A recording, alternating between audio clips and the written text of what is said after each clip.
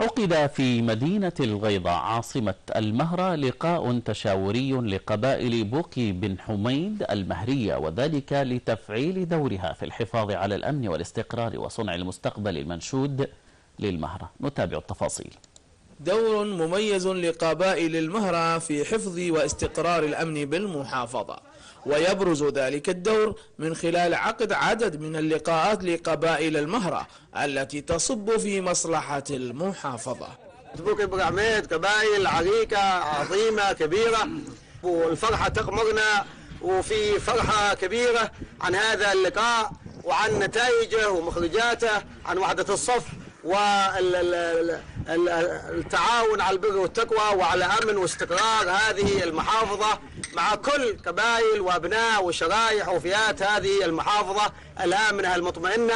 قبائل بوقي بن حميد المهرية وهي كلشات وصمودة وثعار عقدت لقاء موسعا لها ناقش العديد من القضايا والموضوعات، وطالب بضرورة إشراك كافة القبائل في إدارة شؤون المحافظة. وجوب العمل المشترك من أجل الحفاظ على حالة الأمن والاستقرار الذي تتمتع به المحافظة، واعتبار ذلك واجبا يطالب به جميع أبناء المحافظة على مختلف مستوياتهم الرسمية والشعبية، وبشكل منظم يشترك فيه الجميع من غير إقصاء أو استثناء. 2. دعوة السلطان عبد الله بن عيسى العفرار وجميع أبناء محافظة المهرة إلى الثبات على مطلب أبناء محافظتي المهرة وسقطرى المتمثل في إقامة إقليم المهرة وسقطرى المستقل على حدود 67، ورفض الانضمام إلى إقليم حضرموت مهما كانت الظروف والضغوطات.